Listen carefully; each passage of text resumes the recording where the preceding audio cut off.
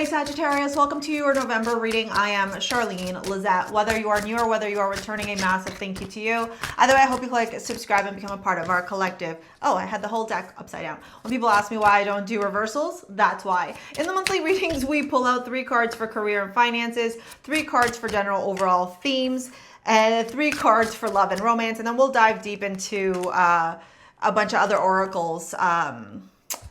Whatchamacallit, and we'll do an in-depth love reading. Okay, Mercury is about to go into the microwave in the next couple of days, so just be mindful of that. Contracts, documentation, any of that sort of thing. Okay, Sagittarius, we are also walking into your season. The retrograde actually, I believe, is going to be happening in your sign, and then it's going to be going back into Scorpio. You know, you're about to get lit up at the end of November, which, you know, selfishly for me, myself, and I'm excited for it because I am a Sagittarius midheaven. So, you know, I know it's about to get real good for people that have heavy Sagittarius placements. So get excited. If you find yourself needing to rest, retreat, refuel, reset early on this month, my advice, my guidance would be to really lean into that, because babe, once we start really, like, especially like getting out of that Mercury retrograde energy, pushing forward into your energy, all systems a go. Okay, I do suspect with Jupiter being exalted in the sign of Cancer that many of you Sagittariuses are going to be in this place of opportunity, almost like the universe is opening up all these doors, these pathways for a lot of success, a lot of connection, a lot of offers, okay, coming in. However, it's up to you, okay, as a human, to make a decision on whether or not you're going to lean into these opportunities, whether you're going to take advantage of these opportunities or not. We have happiness here, and it says, I'm aware that being happy means that I'm on the right path. We have in the career and finances, 2 of Swords, Page of Cups, and the Wheel of Fortune.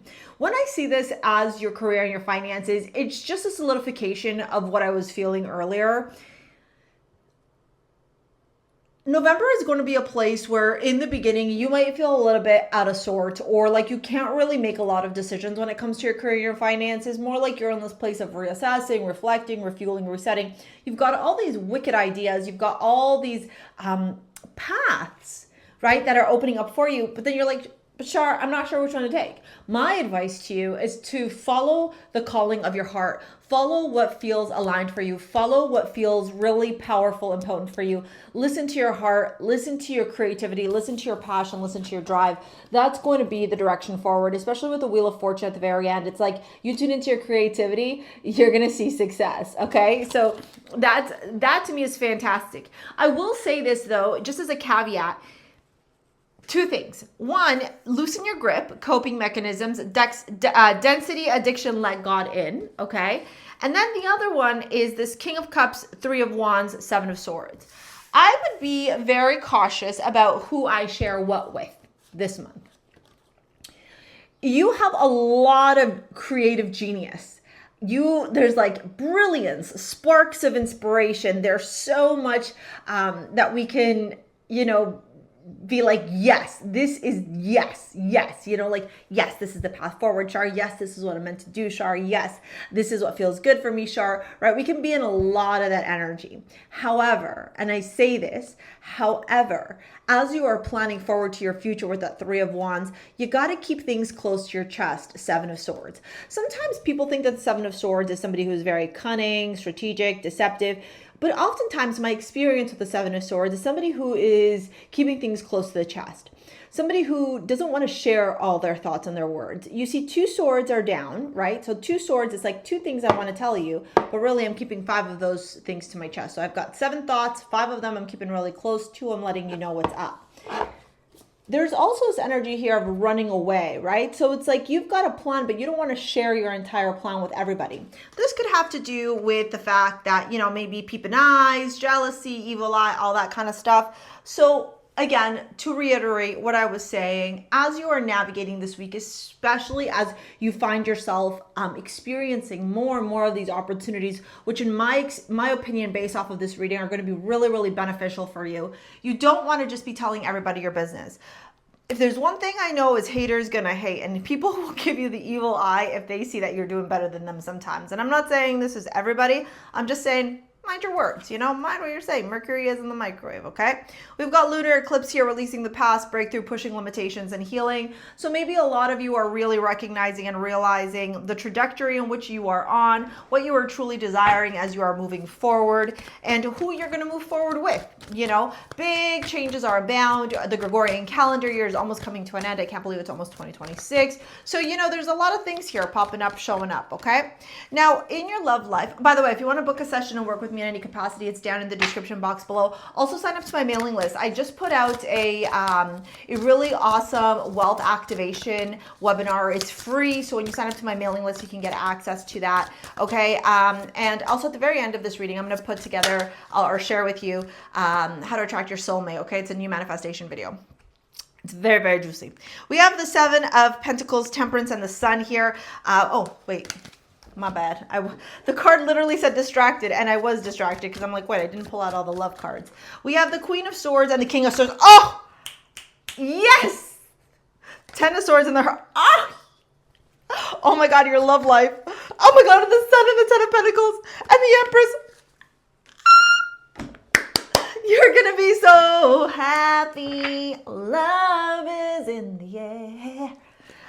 Definitely, if you've been wanting to manifest your soulmate, go watch my Manifesting Soulmate framework, okay? It's how I manifested my soulmate. Look at this, boundaries. No, drawing the line, enough. Yeah, this is you really getting clear here on the type of romance that fits for you, the type of romance that you desire versus what's being projected onto you. We have the Hermit, the Ten of Swords, clinging, holding on, obsessing, spying, and temperance.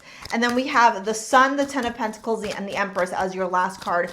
So let me pull out the whatever this oracle deck is called. I don't know what it's called. Sorry, guys. Hold on. Let me get it out, and then I'll dive into it and tell you what I'm seeing here. Craving, aching, wanting, longing. Yes. Okay. Check this out. Oof. Intimacy, bonding. Yes. Oh, beautiful, beautiful. Okay. Yes, yes, yes. Okay.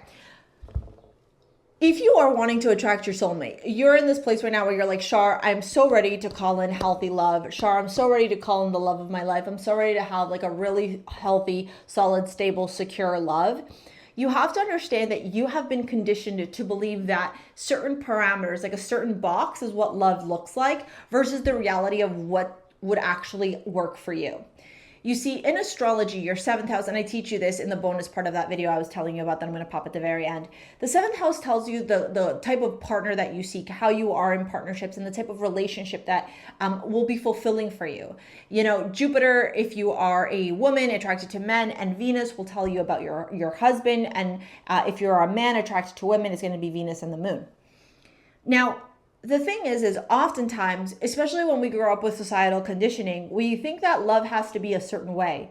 And so we subconsciously or unconsciously manifest these type of partners into our lives. However, the reality is very different because what would work for me in a romantic relationship may not likely work for you.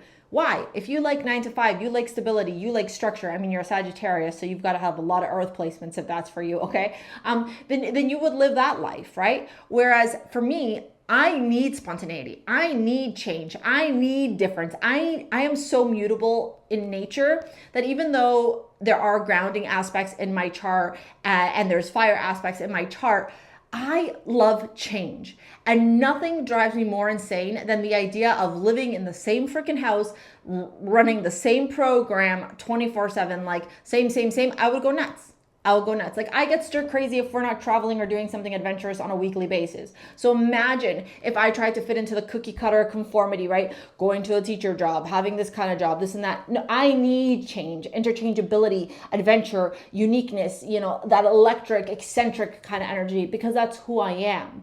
And so naturally, if I try and gravitate to relationships that are very cookie cutter, I'm going to be like, which has happened, right? So why I'm sharing this with you is because this week, or this month, I should say, you're getting really, really clear on what actually brings you happiness in life, what actually makes you feel fulfilled in your romantic relationships, okay? And so this energy here is like a cutting through where you're like, oh my God, Char, now I understand. I've been trying to attract somebody who's not in alignment for me, but who I think is supposed to be good for me based off of what other people are telling me I should look for.